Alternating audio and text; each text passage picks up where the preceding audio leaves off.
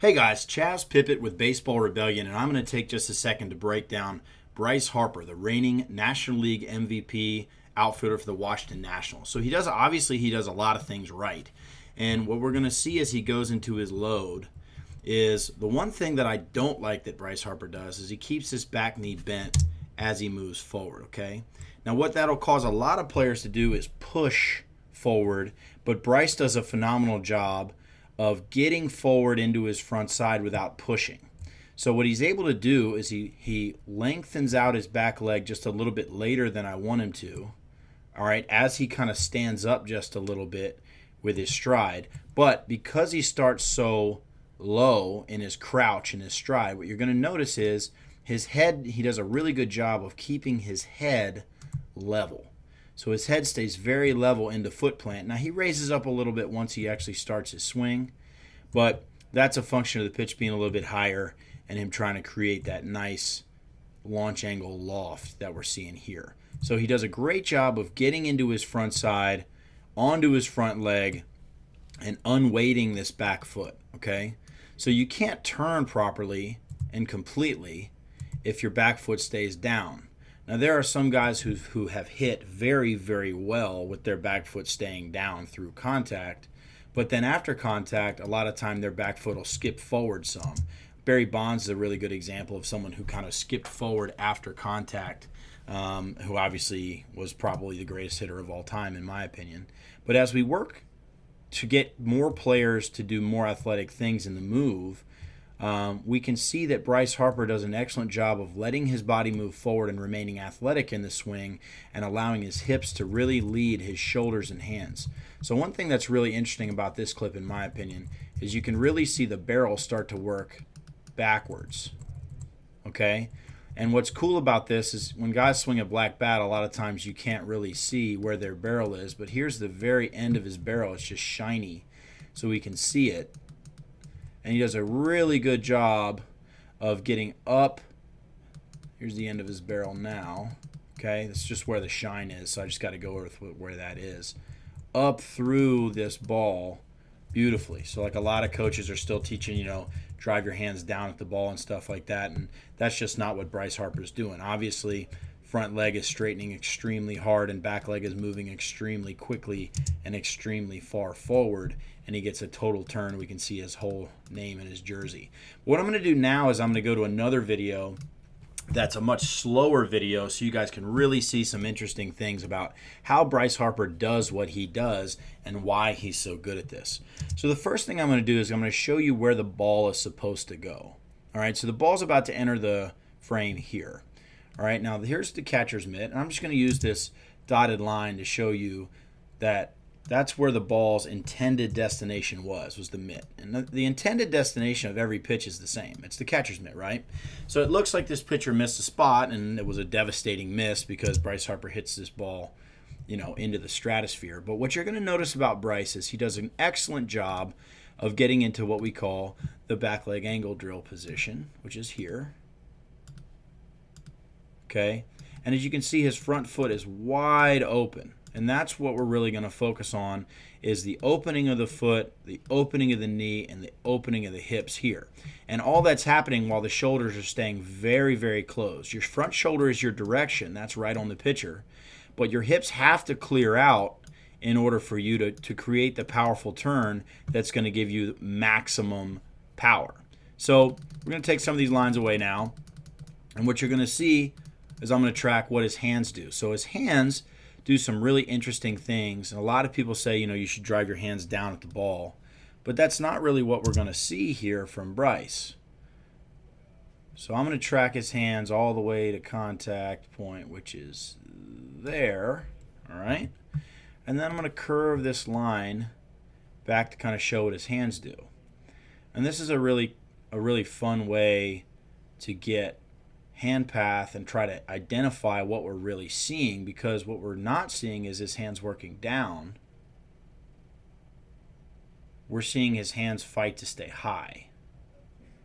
So when I play this video, you're going to see his hands stay right on that yellow line, and he's keeping his hands as high as he possibly can. So he's not going down at that ball with his hands. He's fighting to keep his hands up by his chest, up by his shoulder. And if we back him up to contact, which is right there, we're going to see that beautiful hitter's box that we always like to see from our best guys here at Baseball Rebellion, and that we see constantly through the most elite players in the world. Now notice his turn never stops. So his back foot is off the ground and in the air at contact, and he's turning his back hip forward. He's driving his front hip back with his front leg. So he's not just bringing his back hip forward, and his back leg is completely off the ground before, during, and after contact. You can see how far the ball actually goes before he lands. So right there, Bryce lands. And another thing Bryce does is he does a phenomenal job of keeping his barrel below his hands as long as he possibly can. So he's working the barrel back to the mitt, in the way of the mitt right there. His barrel's below his hands from all the way from, I'd say, here. Barrel gets below his hands, and I'm going to do a little red outline to show when his bat actually gets in the way of the mitt, which I'd say is right here, and it goes all the way, obviously, to contact and just a little bit past. So that red line is how long Bryce Harper's barrel was in the way of the baseball. So a lot of people talk about being short to the ball. That doesn't make a ton of sense. You want to be short to the line of contact. So if Bryce had been short to the ball, his hands would have worked more down, and his barrel would have worked more down in this fashion, but he would have lost all of this opportunity for contact. And obviously, when you're facing guys as good as he is, you need that depth in your swing. And that's one of the things that he has done so well as he's gotten, older in the game and more experienced at the major league level, is he's created great barrel depth, where at first, when he first came up, he was a little steep. He really created backspin with bat path and kind of cutting the ball.